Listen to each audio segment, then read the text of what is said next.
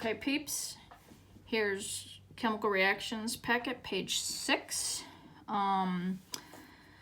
If we look through it real quick, you can see number 5 is similar to number 8 on page 5.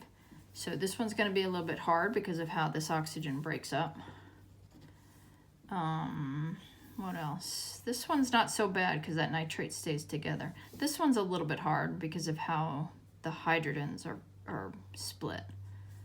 All right, let's start from the top. So our hydrogens are balanced, but the oxygens are not. Did we do this one already? To balance the oxygens, we're gonna need a 2 here, and that doubled our hydrogen, so that will give us a 2 here. For the magnesium oxide, there's just 1 magnesium and 1 magnesium. That's balanced, but the oxygens are not.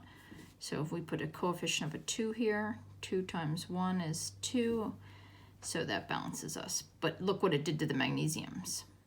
So we need a 2 here. Okay? All right.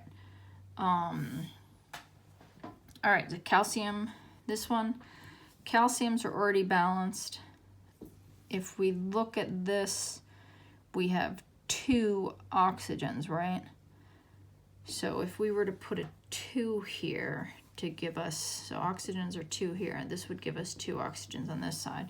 What does that do to our hydrogens? That means our hydrogens on this side are 4 now. What are our hydrogens on this side? On this side, we have 2 here and 2 here. So we have 4 total on this side. So actually this one wasn't that bad.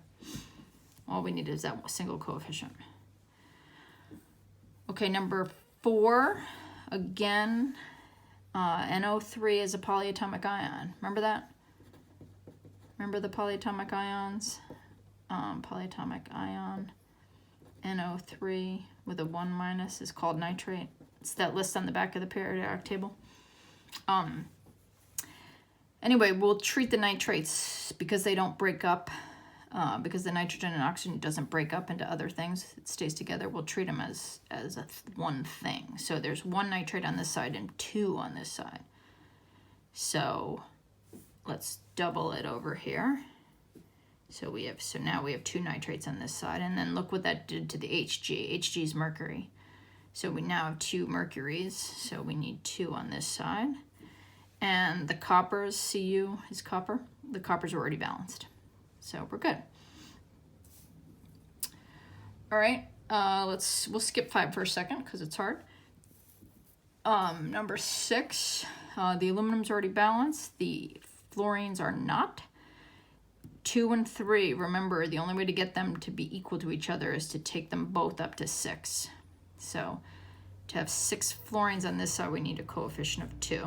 2 times 3 would be 6 fluorines, and put a 3 on this side. 3 times 2 is 6 fluorines.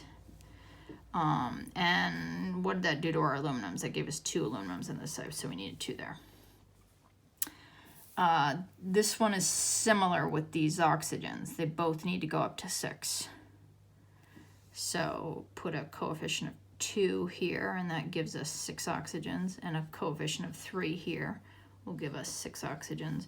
Look what this does to our irons. 2 times 2. So we have 4 irons here. So it's pretty easy to get 4 irons here. There we go. All right, number 5. Again, I'm not going to jump straight to a 3 for this carbon because I can tell something's going to have to potentially change with these oxygens. I'm going to focus on this water first. In this case, we want to go to 8 total hydrogens.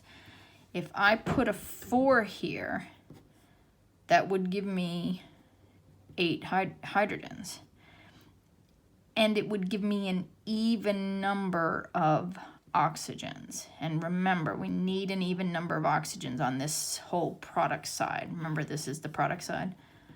The product side, because because of this reactant side, because of this little 2 subscript, that's driving our problem here. The reactant side will always have an even number of oxygens, so we need an even number of oxygens on this side.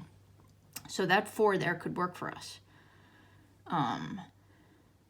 So let's see. Let's check out our carbons now before I go finish the oxygens. 3 carbons here. If we put a 3 there, that will give us 3 carbons, and that gives us 6 oxygens. So look at my total oxygens. 6 and 4. My total is 10 on this side. And I can pretty easily get this up to 10 with a 5. So there. Page 6, done. That was easy.